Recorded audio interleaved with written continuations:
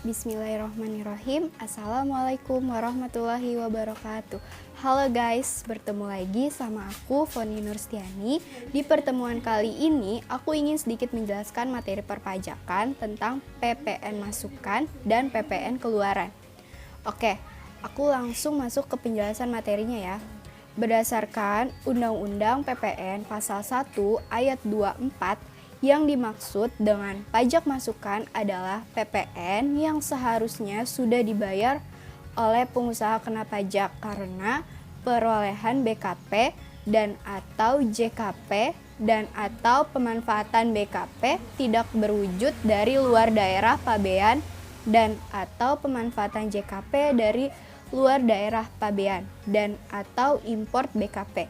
BKP itu barang kena pajak dan JKP jasa kena pajak.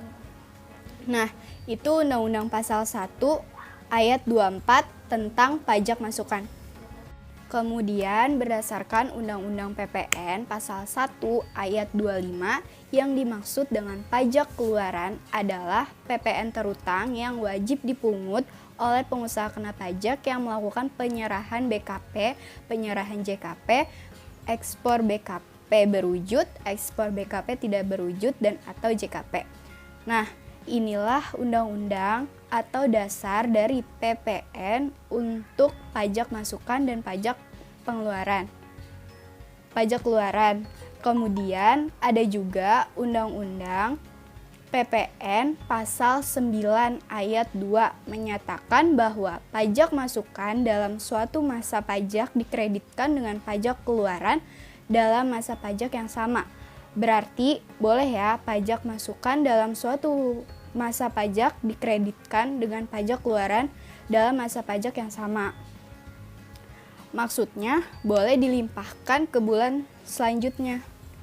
Nah, lanjut. Kemudian Undang-Undang PPN Pasal 9 Ayat 2B menyatakan bahwa pajak masukan yang dikreditkan harus menggunakan faktur pajak yang memenuhi persyaratan sebagaimana dimaksud dalam Undang-Undang PPN Pasal 13 Ayat 5 dan Ayat 9.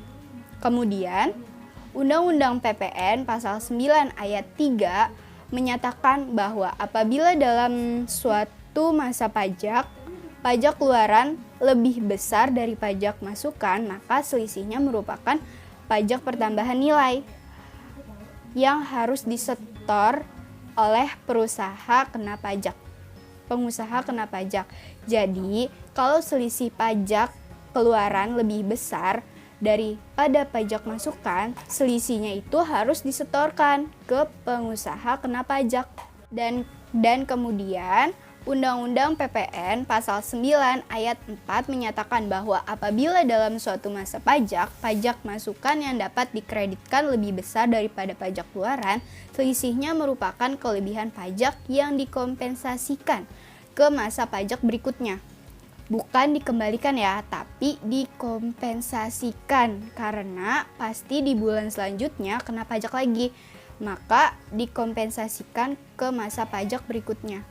Ingat ya, jika PM pajak masukan lebih besar dari PK pajak keluaran, maka pajak dinyatakan lebih bayar. Tapi jika PM pajak masukan lebih kecil dari PK pajak keluaran, dinyatakan kurang bayar. Oke, langsung aja kita masuk ke contoh soal. PT Mikita Cookies telah dikukuhkan sebagai PKP dan berikut ini informasi berkaitan dengan PM pajak masukan yang telah dibayar dan PK pajak keluaran yang dipungut selama 1 semester, berarti 6 bulan ya, dari Januari sampai Juni. Pada bulan Januari 2014, pajak yang telah dibayar saat perolehan BKP adalah 6 juta. Namun, pajak keluaran yang telah dipungut sebesar 3 juta. Di Februari, pajak yang telah dibayar saat perolehan BKP adalah 6 juta. Namun, pajak keluaran yang telah dipungut sebesar 7 juta. Di bulan Maret, pajak yang telah dibayar saat perolehan BKP adalah 6 juta. Namun, pajak keluaran yang telah dipungut sebesar 12 juta. Di bulan April, pajak yang telah dibayar saat perolehan BKP 5.500.000. Namun, pajak keluaran yang telah dipungut Rp0. Di bulan Mei, pajak yang telah dibayar saat perolehan BKP 10.960.000. Namun, pajak keluaran yang telah dipungut Rp0. Rp0 juga. Di Juni, pajak yang telah dibayar saat perolehan BKP adalah Rp0.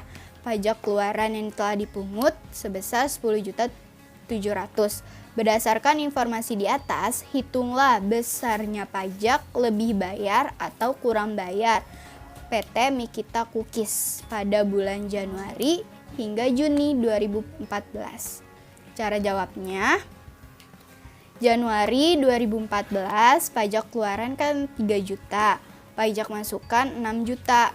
Karena pajak masukan lebih besar dari pajak keluaran, maka dinyatakan PPN lebih bayar. PPN lebih bayarnya sebesar 3 juta. Dibuat tanda kurung ya, karena minus.